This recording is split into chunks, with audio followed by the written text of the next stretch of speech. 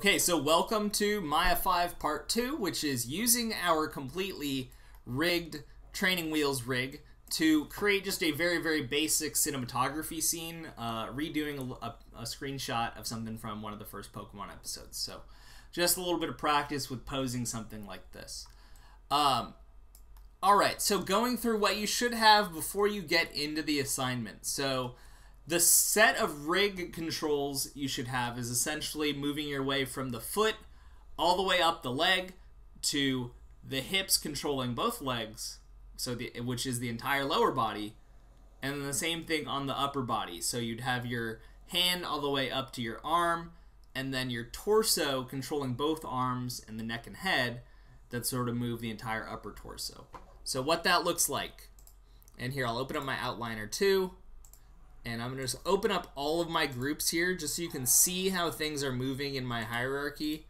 In fact, you can see I have this group 10 left over from one of my steps that I can delete. Alright, let me make sure all of my groups are open. Okay, one more.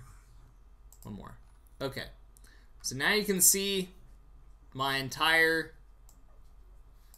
hierarchy here.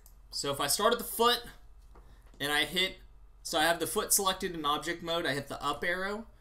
You should see it select the group that contains the foot and the calf and knee. And so again, for the foot object, you just set the pivot point on the object. And then as you move up, it's each step after that is a group. So this is a group that contains two objects. Up arrow again. This contains the thigh object and the group containing these two objects. Then if I hit the up arrow again, it's selecting the pelvis and the two groups on either leg. And so from there, the pivot point is set at the base of the spine here. So let me hit 4. So it's set to the base of the spine here, so that way you can, pivot up and down there.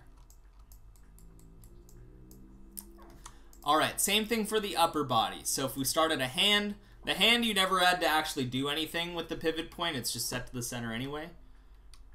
Hit the up arrow, it brings you to the group that selects the entire arm below the elbow. Hit the up arrow one more time, that's going to select the entire arm, which is the upper arm, and then the group containing the forearm and hand. And then the next one after that should be the torso, which controls both arms as well as the neck and the head, so that when you bend, the pivot point being at the top of the spine cylinder, you can sort of have them doing this. Yes, you will get a little clipping if you have to bend all the way down to like Naruto run or something, but that happens. So, and then finally, from either one of those, if you hit up arrow, it's going to go to the main group, which controls everything, so that you can move the whole dude. Move the whole thing. So, for those of you that would like to add your own custom heads to this, which is, I think, the only thing that I should allow you to edit about this, I'm going to make Pikachu the head of this just because that's what I know I have on hand. So what you would do is either you would go to File, Import, and find that Maya file you want to bring in. So in this case, it would be my Pika MB. You can also drag it from a Finder window, but I'm just going to do it this way because this is the legit way. So File and Import, which will bring this a copy of this into my scene. So there's my Pika. Okay, so I'm going to select this and combine it. And so for you would just take the head off of whatever you did. So this is if you want to use the head from your Ash Misty Pikachu assignment for any of this. You could import this in. And so then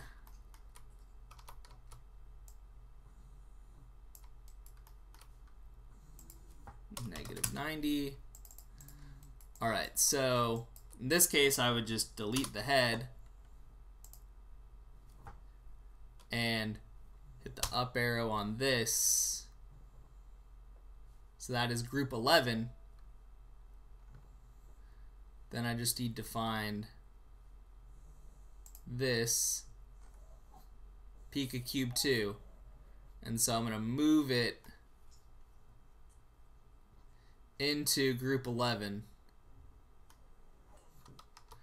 Oh, I just need to,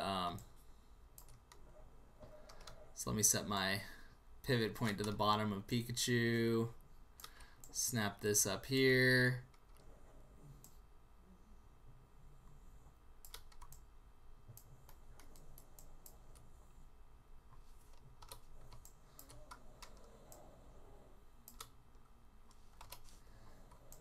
All right. Oh, I don't think I got it actually. There we go. Okay, and now I have Pikachu for a head. If I hit my up arrow, you'll see it's in the group with my upper torso. So that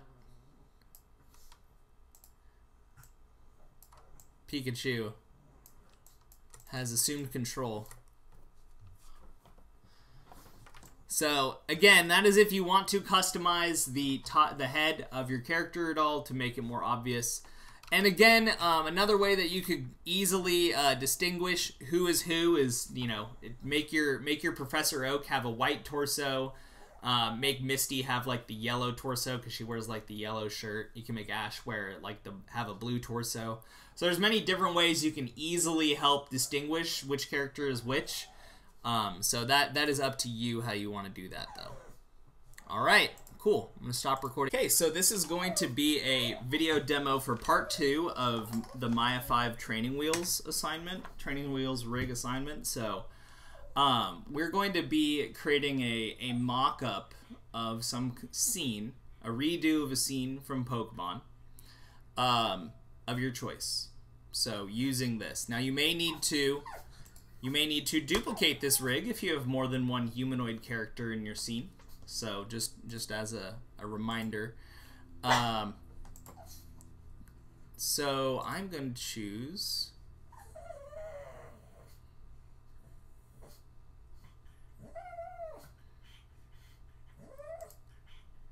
there we go. Perfect. Cut my scene. Okay, so I'm going to do this scene where Ash is like, how could they do this to me?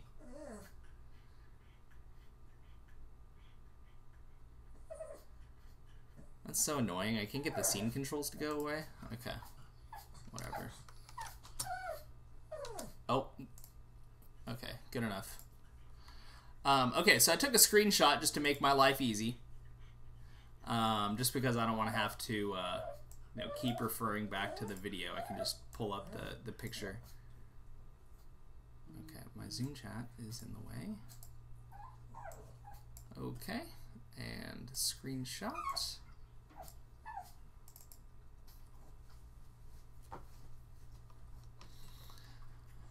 Alright, so basically the thing that is unsaid about this, in case you are starting to figure out, is that I haven't created a scene. I just have a guy. Or I have a humanoid. So I'm going to need to construct some kind of simple scene. Now, you don't need to go all out. Like, for example, this actually I don't even need for my scene, but I'm just making an example. For trees,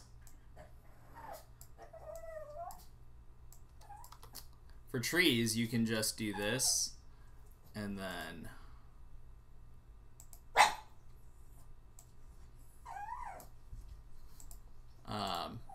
you know, just add. No. I can't give you attention, but I can put you on the ground if you want to go back down on the ground. So you can just use a sphere, do something like that, add some simple textures. So this is just something I'm using as an example. It's not actually going to be in my scene, but just to show you, like, we're just doing a simple mock-up.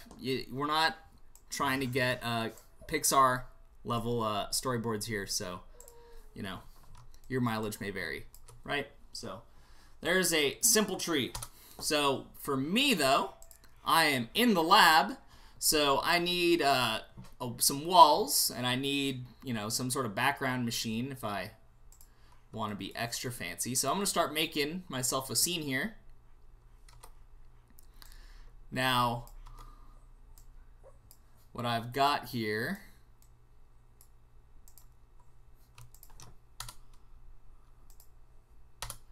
got some walls. Now, for these, because it's a, I don't think we've talked about reverse. So because I cut open this cube so that I could look inside of it, the inside of the faces are actually untextured.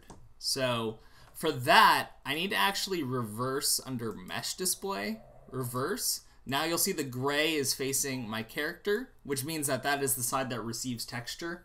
And then on the back side, it is now black. So that means the back side where my character isn't does not receive any texture. So that's what we want. So I'm just gonna, I guess scale this out. It's probably fine. Yeah. Okay, cool. So we got that. And just for sake of ease, I'm just not moving my guy and using him as a way for me to measure where I'm at in space. So I'll make just a really simple cube shape here, right? And scale this up too. And so if I look in my background, it's just like, I'm just gonna make a simple machine, sort of just a general block shape. So in actuality, this should be thinned out a little bit, probably stretched out like this. So then I'll just push this through the wall a little bit. Cool, cool. All right, let's take a look at our scene. So in actuality, this is like, whoops. No, there's that's okay. We don't need to go for perfect realism because there's a break in the wall that goes this way, and I don't want to deal with all of that. So we're just gonna pretend there's no break in the wall.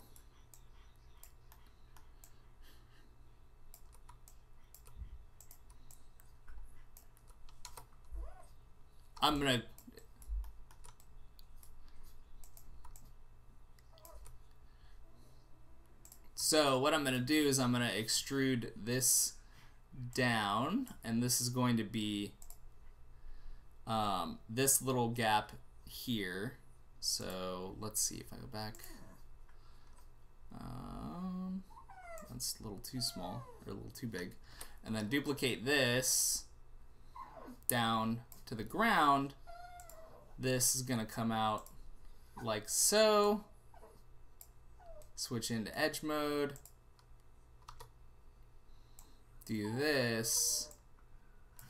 And then for this face, I'm gonna do a few things. So one, pull it forward slightly. So now I have that little gap there. Then I'm also gonna take this face again, extrude it, tap the scale cube and scale this in, and use this red one there, and I'll move this over. If I'm remembering my design right. Okay, cool. And extrude one more time and just push that in, just so that there's a little bit of some kind of design detail on this device. So again, nothing super crazy, just a few extrudes, just trying to give it some volume, give it some shape. Okay, so the next thing that we need to have in this scene is our little table here.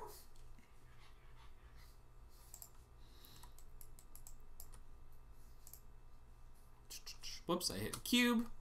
I want a cylinder. So where's my cylinder? Cool. So keep in mind, I guess, I made the guy pretty large comparatively to the default Maya shape, so. Okie doke. So I'm gonna use, let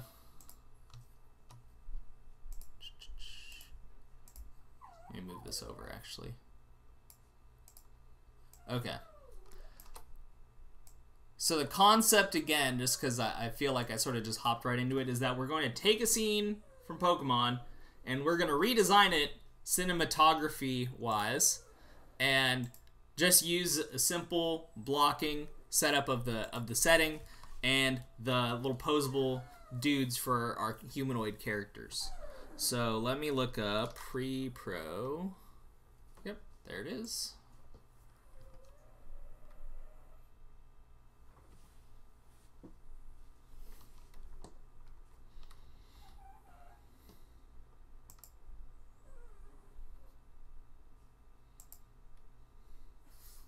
Okay, so just keeping this handy. So if I had to go back to this, we have a medium shot because we're basically seeing both of our characters from the waist up, and we're eye level. So both the characters are basically looking directly evenly between their two eye levels. So we have a, and then there's, in this case, there's no camera movement in the shot. It's just a static medium shot. So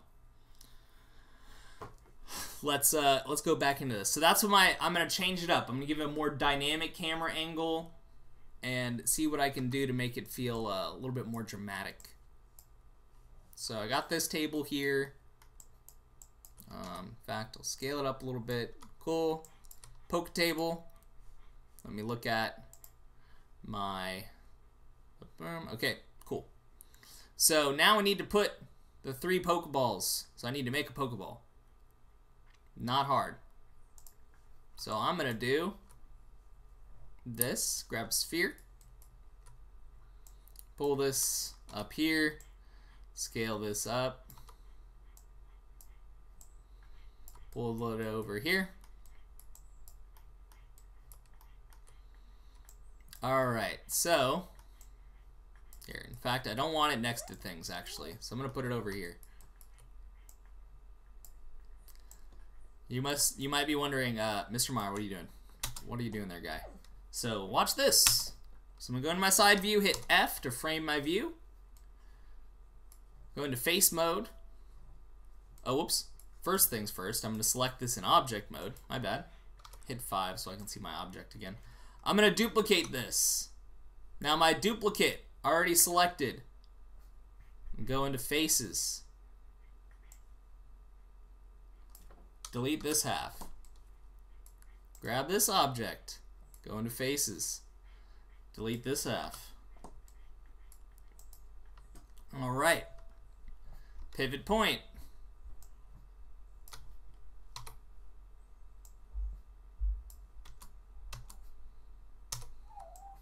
Yoink. So what's the angle look like on these things? Okay. I'm supposed to be doing the shot where he opens the third one, so just pretend that the other one on there is open too. Just got to use our imagination a little bit, you know. I know this is an art class. That might be asking a little much of you guys. Alright, so I'm going to combine this, because I'm fine with that being like that. And this pivot point don't work for me. I don't like it there, so I'm going to put it here. And then... perfect.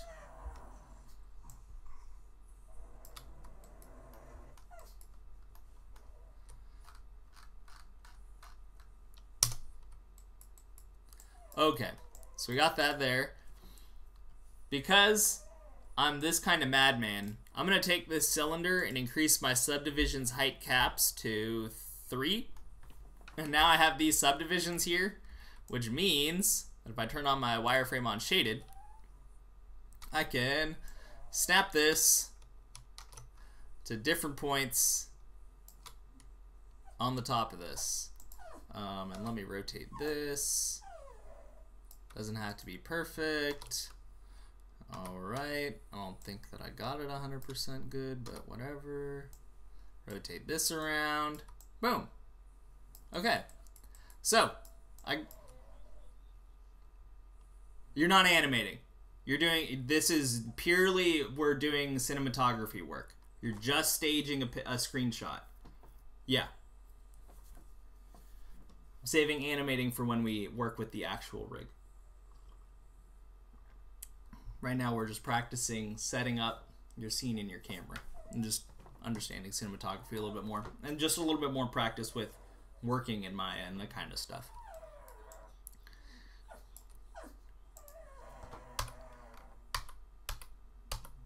So I got this humanoid here, so this is going to serve as my Professor Oak. So I will basically leave that guy where he's at. And then I got to get this one for Ash. So what I'm going to do, I'm selecting, again, I'm not selecting all of the objects like this. I'm selecting the group as a whole. So select the head, boom, boom. Okay, I got the whole body group. Duplicate that. And I'm also going to scale it down because Ash is smaller than Professor Oak. Okay. Boom. Boom. And when you're moving the whole thing, you want to be moving this group that contains everything so that you're moving everything properly. Okay. Oops. I think I want them like this. Okay. So more or less, I got my thing situated. Now, let me bring us back to one thing that I sort of glossed over on the Maya 5 notes. Oh, okay, I guess I haven't gone to the Maya 5 notes enough for it to be in my bar.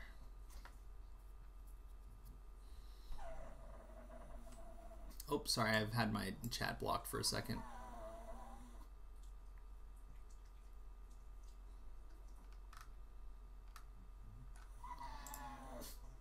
Okay. So, in the Maya 5 notes on the second page, there was something that I mentioned that I said you weren't going to use too often, but it's going to be perfect for what we are doing today to make things easier on you, to not lose track of what you're looking at. I'm going to square open up in the middle to create...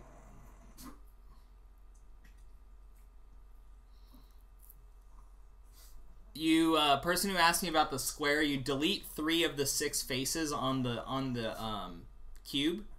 The 3 faces that remain are the textured direction is facing away from the inside of the cube, which is what we're using. So you just go in object mode, you select that whole cube object and go to mesh display reverse, and then it will fix it. Okay, so the thing that I was glossing over is the panels menu. So the panels menu allows you to change your current camera view to a different camera. It also allows you to create new cameras pretty quickly. So I want to create a camera that is going to serve as my shot cam, so to speak. This is going to be my view for my actual shot that I'm trying to put together. So under panels, under perspective, I can see my persp camera, which is my default one. Hit new, and now I'm in a new camera. So I can rotate this back out.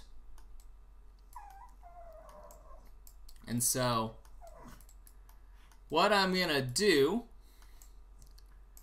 is frame up the shot that I'm trying to make. Now, I also need to make sure that the staging of my people in here are right. Now, one thing I will say about this also, a big part of cinematography also is changed by the focal length of the camera. So what is the effective visual effect of how that lens is distorting the light? We're not going to get into any of that right now. Lens distortion is beyond what we're talking about. So just accept the focal length you have. Okay. So I really want to get in on Ash being like big yikes while also getting, in fact, so whoops, make sure you grab the right group, folks. You don't want to pull, oops, yeah, you don't want to pull your peoples apart.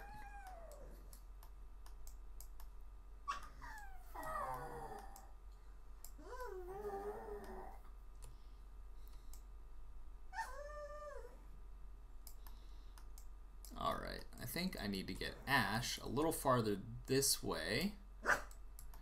So I'm going for a particular like sidelong view of Ash where I can see him like holding the ball here and grimacing. And so let's see, translate X. You guys are probably like, what is happening right now? I'm using the channel box to move this guy. Translate Z and translate X. So I'm just selecting the channel and using the middle mouse button. Okay, that seems... I want it pretty close to... There we go. Oh, you know what I think it needs to be because of my focal length? Whoops. Because of my focal length, I think for this to work, I need... Not that direction. I need oak back here. Not that far back, though. Okay.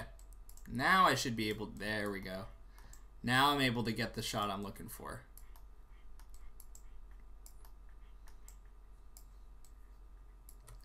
Okay. So... the shot we're getting is sort of a high-angle shot down on Ash, where you're gonna see Oak looking smarmy in the background, and he's gonna have this close-up look at the ball like, oh my god. So let's go. So I'm in my perspective 1 camera. I don't want to move this camera. I want this to stay here so that I can refer to it. So I'm gonna open up my multi-view. And over here on my top view, which is not really helpful for me right now, I'm going to go to Panels, Perspective, Persp, and go in here. So what I need to do is take this, and I'm going to snap it to his hand. And let's see, rotate it. Oh, you know what? Let's not reinvent the wheel. It's not going to be moving in his hand, so I don't need to... I was about to show you how to create a constraint to put the Pokeball into his hand, or like how to just group it quickly. We don't need to go into that. Let's just get the arm in place. So the good news for this pose, I don't really need to do anything about his lower body too much. Essentially what I'm going to do is for his upper body, have him lean forward a little bit. And let's probably rotate this and sort of like tilt the body a little bit. Or actually, I'll tilt it this way. And then we'll go to the arm here. Whoops. There we go. Up arrow. And so let's work our way down the arm here. So I'll do this. And then we'll grab this. Pivot this up. And again, you cannot rotate at the elbow, or at least please don't, you know, don't get in bad habits you don't need to get in. Alright, so I'm going to go into my space bar.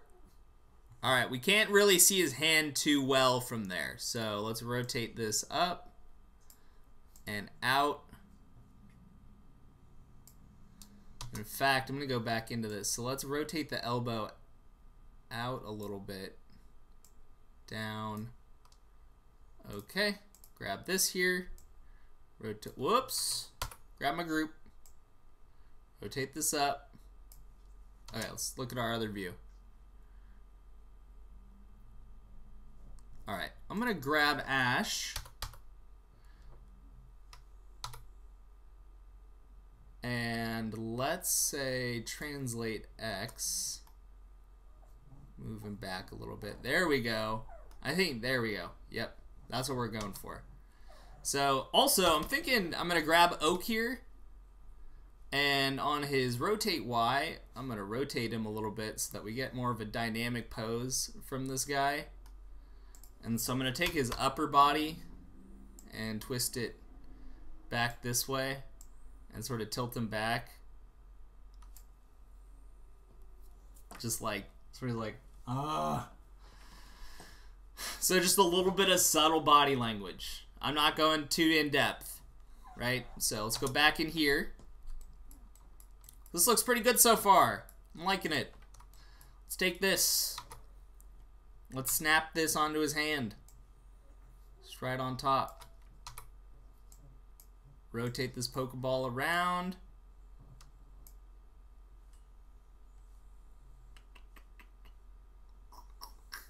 Hold on. Where is this coming from?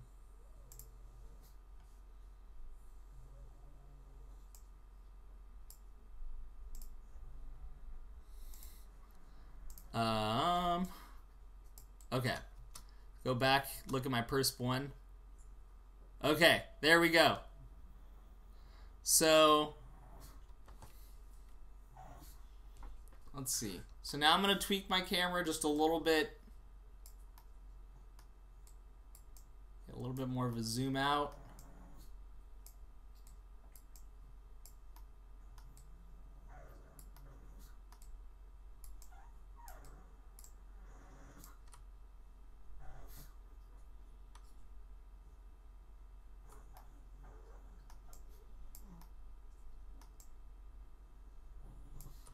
There we go.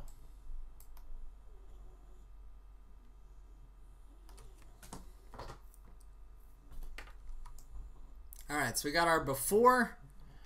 We're just sort of flatly looking at him. And now after, we got this dynamic, him looking down in despair and Oak looking on in the background. Do you have a list of group pivot points we need to have on our rig on one of the YouTube videos? That was what I did at the start of the last, when they did the video on Tuesday, and then I deleted it because I restarted to just help everyone that day. So, good question. I will go over that. So, I'm basically done with this. So, essentially what I'm going to do is I will file, save scene as. This will be my training wheels, Maya 5. I'm just going to save this as cinematography. Redo. I'm gonna put AM because this is the AM one. Okay, so yes, no, I just did that because I needed walls. And so if you wanted to also, I will just say this: I am not taking the time to color my thing because I'm demoing this for you. I would encourage you to color it so that it looks as best as possible. You don't need to. If it's, I would like you to very much, but just know those who color them, they will look better. I'll put it that way. So a couple things. So let me go back through. So I will, hold on, let me, thank you for watching. So that's how you do that assignment. I'm gonna stop the